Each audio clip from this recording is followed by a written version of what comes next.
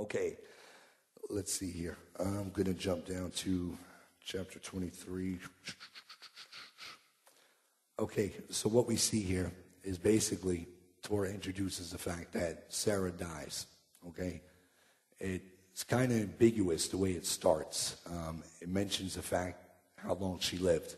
In the Hebrew, there's a couple problematic issues that the number value bounces from singular to plural to singular to plural. I'll go down into that tomorrow. It reflects a lot more deeper understanding of what's really being presented in the text. So we see anyway that she dies in a specific city, Kiryat Arba, the city of four in Hebron. And we see that Abraham, he wants to go and buy the cave of Machpelah, and it's in the where the children of Chet, they have ownership of it. And so what's interesting here is that we read roughly down in the end of the second verse, actually. No, yeah, at the end of the second verse, in the English, we see that it says, Abraham came to eulogize Sarah and to bewail her. If you have a Hebrew text, specifically an art scroll, Chumash, okay, you'll notice the way it describes right, I have mine highlighted here. There's a small kaf written. The letter kaf is very small in this letter here. And that word there in Hebrew, it says, Avraham lispo l'Sarah, okay, velov kota, excuse me, velev kota, that he came and he bewailed her. And what's interesting is that the kaf is small. And you kind of think, is like, well, why did they write the kaf small? It's so small. Okay, well, the word, as I just said, velav kota means to mourn. It means he was crying. But we see that when the letter kaf is shrunk down, the rabbis say, is that Abraham, he concealed his true pain for his wife inside when he was giving a eulogy. And therefore, he kept it private to himself. It sort of reminds me of when God told Ezekiel that his wife was going to die. He says, do not cry. I'm sure Ezekiel, he was devastated when he lost his wife, just as any spouse would be. And I believe in the same sense that he wasn't to cry, he was to be strong. We see a similarity here with Abraham, okay? But the other interesting thing is that the rabbis say that the reason why the Masoretes wrote the letter Kaf small is because it's related to Yaakov as well, which would be Sarah's grandson, okay, that she never got to see. And it's linked to his death, so both Sarah and Jacob's death are linked together. And I'll explain in a second here. But as we back up, we see that the city she died in, as I stated, Kiryat Arba, the Torah says, Bekira Arba Chiv Hebron. So it was in Hebron, in a city of four. This city of four is unique because on the Peshat, the literal reading of the Torah, the city of Kiryat Arba was known where four giants dwelled. What's called the four Nephilim, Arba Nephilim. They lived in this land, and you can read about that in the book of Numbers, chapter 13, verse 22. But as it is with the hermeneutical reading of the Torah, we have the Peshat. So, it's not just that the Torah is saying, listen, Sarah was buried at this extravagant tourist place, this place known as the Giants. Like it was a Jurassic Park she was buried at. Even though that's true, it was known for the giants. We also know that there's another meaning to it. There was four spiritual giants buried in Machpelah in the cave of Hebron, okay? And this is what the rabbis explain regarding the cave of Hebron here in Machpelah. And who are the four spiritual giants that are buried there? Adam, Eve, Abraham, Sarah, Isaac, Rebekah, Jacob, and Leah. Those four couples there are the spiritual giants, if you will, corresponding to the physical giants that dwelled in that land. And they were buried in this cave. And so according to the Torah, Sarah was the first to be laid to rest in Machpelah. Yaakov is the last. And you can cross-reference our passage here in 23:19 with Genesis chapter 50, verse 13. Furthermore, Jewish tradition explains, okay, that the small letter kaf here in the word velov kota, links the age of Sarah and Yaakov's death together.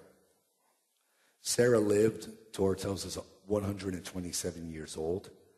She was 20 years less than when Yaakov died. Okay? He lived to be 147 years old. And that's in Genesis 47:28. So to underscore this difference, as an honor to the patriarchs and matriarchs, the Torah uses the small letter Kaf because its numerical value is 20. That's its numerical value. Kaf is 20. Sarah lived 20 years less than her son, Jacob. So there's a connection here, but soul tie is what the sages are trying to pick up on. And so not only did they dwell where four giants dwell, four spiritual giants dwell there, and their lives are interconnected. There's a soul connection there. That's why, like when a husband and wife is married, we say in Hebrew it's besheret. It's a match made. It's a soul that is binding together. So this connection is there. Is why the letter Kaf is there. Not only was Abraham crying internally, he was sad, but also that it's connected together between Sarah and Jacob's life. Now, what we also see here is interesting. As verse 4 records, here we see Abraham say, I am an alien and a resident among you. He's talking to the children of Het, his position. What's unique is that in the Hebrew says, Ger v'toshav anoki imakem.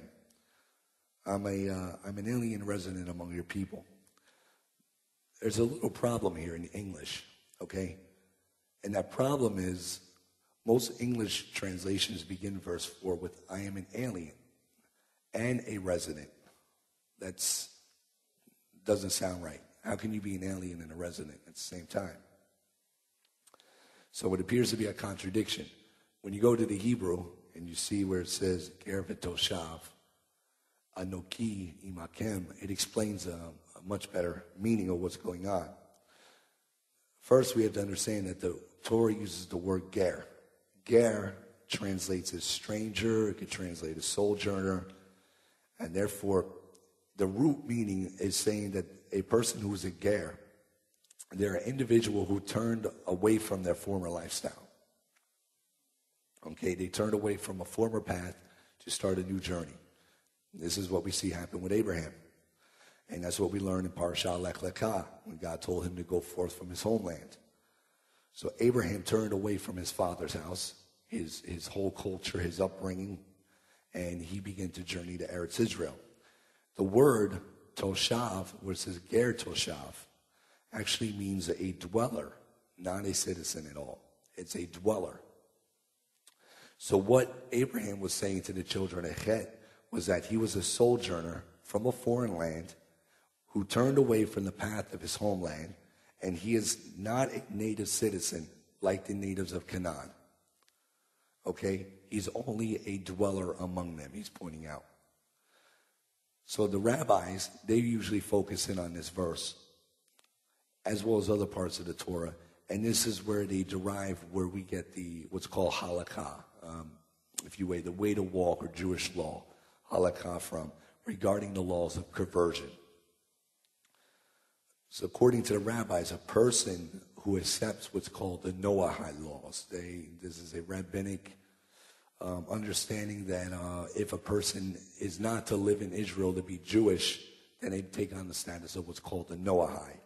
And they limit them to 7 laws of observance. I don't agree with them because I don't think the rabbis ever intended for them to be final. I believe they were a stepping stone for many people to join Israel. So to live in Eretz Israel as a Noahide, you have a status on you, and that status is called a ger toshav, a dweller.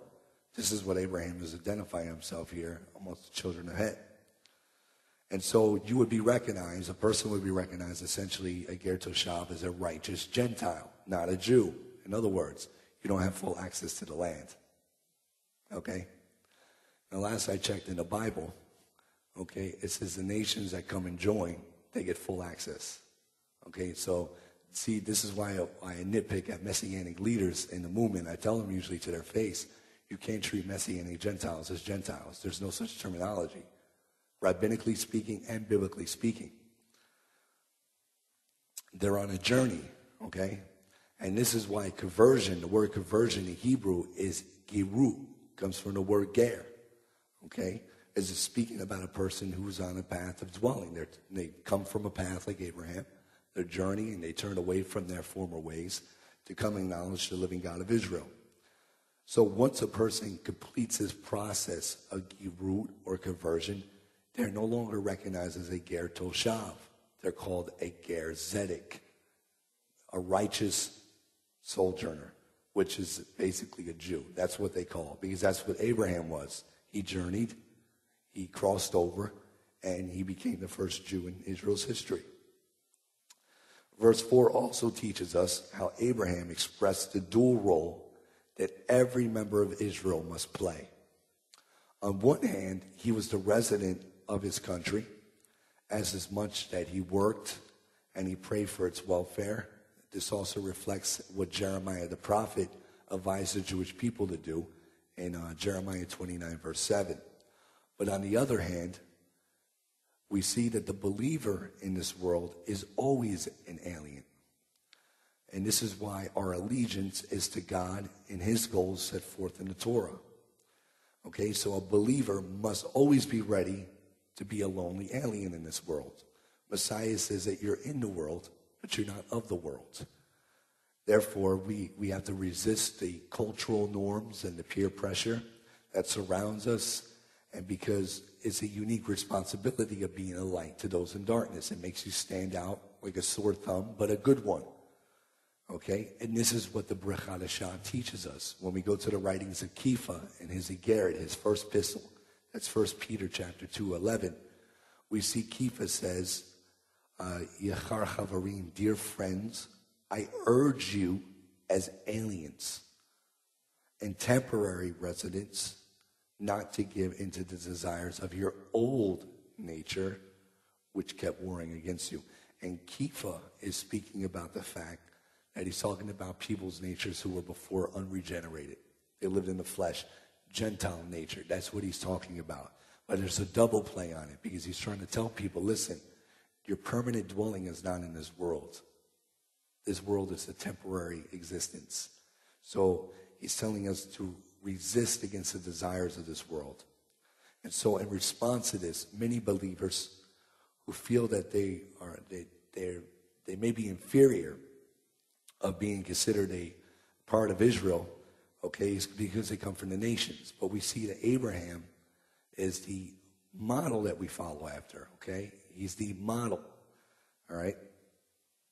And this is why when usually I meet other Messianic leaders, so they say, Ezekiel, so you're saying that we need to treat Gentiles that join our movement as equal, like Jews? And I say, yes. And usually I get the shocked look in their face. Like, don't you believe there's separation? And usually what I tell them is I say, I don't believe that there's one Torah for the native and alien. I say because the average Christian that's not raised with the Torah in their home, they're not obligated to keep it, okay?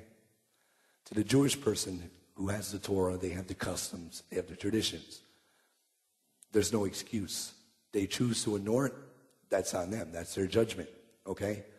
But to those for the nations that come in, they have no obligation until they begin to grow. Many people sitting in this congregation now have started out on a level where they entered into a church when they came to know the God of Israel. You've gone through that system, and then you realize there are some flaws and problems. There's something more here. And you realize there has to be a greater truth. Then once you enter into a Messianic synagogue, the light goes on. You realize, oh, that's where they were missing that at. And you realize that, well, what's my status here? Am I just a goy? I feel so attached to Israel. So what is it? Am I just a groupie? Is it a phase I'm going through, or is it really something in the soul that's connecting me here? And I explain this to many leaders. And what I like to point out to them is in Ephesians. Rav Shaul, he puts it in front of everyone's face. Shaul, in Ephesians chapter 2:19, he sums this up. He addresses non-Jews in this passage, Ephesians 2:19. He says, now, therefore, you are no more I want to hear someone's English translation before I even tell you the Hebrew. Ephesians 2:19. Anyone have it? While you guys look, I'll take a look over at this one. I'm just interested. If you got it, you can spit it out. So then, you are no longer foreigners and strangers. On the contrary, you are a fellow citizen with God's people and members of God's family. Okay. And which version are you reading from? Stern, okay. All right. So you heard what Kumar said. You're no longer strangers. All right? Here's the thing. You go back to the Hebrew, you get an eye-opening revelation of what Shaul says. Shaul says, now, therefore, you are no more gerim v'toshvim. Remember, a ger toshav is what? It's a person who's not a ger zedek. He's not treated as a Jew. He's permitted to dwell in Israel, but you don't have all the privileges. In other words, you can sleep in my house, but you can't eat in my refrigerator. All right? That's what a ger toshav is. Here Shaul says, you are no longer gerim, plural, v'toshvim. You're no longer what's the status of a Noahide. No longer. So now you've just been promoted. He says, but ki v'nei, okay, irim shel hakodeshim. You are fellow citizens of the holy believers. Who are the holy believers? The Arabs? The Europeans? No, the Jews. You are the holy believers. Uvnei beit Elohim otam. And sons of the house of God. So right there from the horse's mouth, Shaul dismisses that to me, propaganda, when people are treated as second-class citizens in the kingdom. And I blame a lot of Messianic leaders because they don't understand their Brech Hadashah. I've sat down and discussed these passages with Orthodox rabbis, and they say, well, your movement has dropped the ball. Because they say that if we have someone come to us and want to convert, we tell them right out what they have to do. They go through a year process, they become Jews. He goes, but we do have people that come to us, they have no intentions of being Jewish, they just go be Noahides, that's it. He goes, so for the amount of people in Messianic Judaism that are identifying with a Jewish lifestyle, he goes, to sit there and still consider them a second-class citizen is a little bit disrespectful. That's from the Orthodox. So here we see Shaul as obviously an overseer of these souls from these people who are leaving the nations. Because when we go back to Acts 15, we see that there's a debate, a halakhic debate between the group of Pharisees who are from the school of Shammai, as I've taught before, who basically believe that Gentiles, that's Shammai's opinion, not Hillel, so not all Pharisees share that view. The Gentiles have no souls. And that therefore, in order for them to have salvation, they have to they must obtain physical circumcision. And that was Shammai's view. And it's recorded all through the Talmud. And so Hillel's view wasn't agreeing with that. So we see Yeshua's disciples, the Notzrim, they took an issue with that. They said, no, absolutely not. And they said that these, for the nations, are going to come in to be a part of us. They're going to go the path of Abraham. Abraham was a non-Jew. He didn't jump into physical circumcision. He had to master his faith, circumcise his heart first. Then he took on the sign of the covenant. And then he was brought in. So in other words, Shaul is doing here, as an overseer, as a rabbi, he looks over these people and says, okay, you've come to the synagogue every Shabbat. You've been learning this with us for who knows how long, okay? And he says, you no longer have the status of what's called a stranger. You're no longer what some consider a Noahide. You're no longer a second-class citizen. He's saying here that you are no longer Girim V'Toshvim. You're Ger Zedikim. Okay? You're a part of us now. And what I like to point out, I shared in one of the Torah studies before, is that we see in Acts, after Shaul comes to faith in Mashiach, remember he goes back to Jerusalem and he has to talk with Yaakov. And they say, listen, we heard there's a bunch of rumors spreading that you're teaching against the Torah. what's going on. And obviously, we know Shaul was not permitting anybody who came from the nations to jump into mitzvot observant right away. So circumcision, all that, it was against circumcision. He didn't want people to do it for the wrong reasons. He had to lead them. We see that they say, well, listen, in order to make your name good here, you're going to have to go to the temple regarding the vow of the Nazir. So we know in Acts, we says that when he goes in, there's a group of Jews from the diaspora. They recognize him. And what is the thing they accused him of doing? Bringing Gentiles into the temple. Now, if those who remember here, what I taught upon, in the first century, the second temple, you have what was called a sorag. A sorag was actually a wall that was about 3 feet high, made of stone, and then it was about another 4 feet high, made of wood lattice. So you can have the lattice, and there was these gateways, every couple meters to go in to finally get into the actual Beit HaMikdash. And there was a sign on there that warned impure Jews and Gentiles, you face dire consequences if you come in here. So in other words, if you were a Jew and you were unclean, you could have gotten hurt, beaten, or killed. And it said, Gentiles, you're definitely not coming in here, okay, because we believe that you're definitely impure, because we question the status of your soul. So we see somehow magically Shaul transports a group of Gentiles into the temple.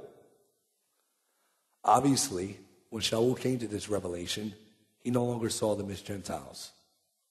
He saw them as fellow Jews. They were a part of the brothers and the Council of Jerusalem. They came from wherever they came from among the nations.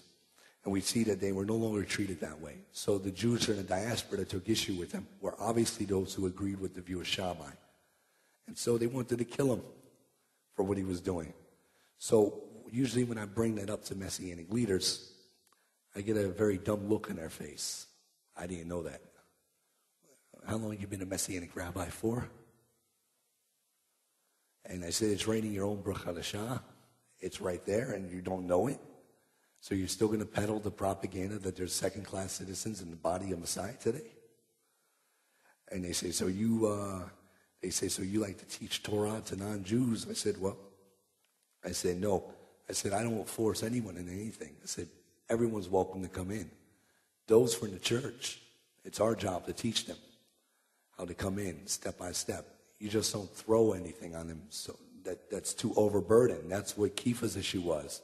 We can't put this big burden on these guys. They don't know anything. They don't know their aleph to their tav. Because we're going to make them get circumcised. So we see that there had to be wisdom here as a process. So what's called the Noahide laws, or the 7 laws of Noah, that say Ger Toshav, those, even in rabbinic tradition, were never meant to be the end goal. They were meant to be the building blocks.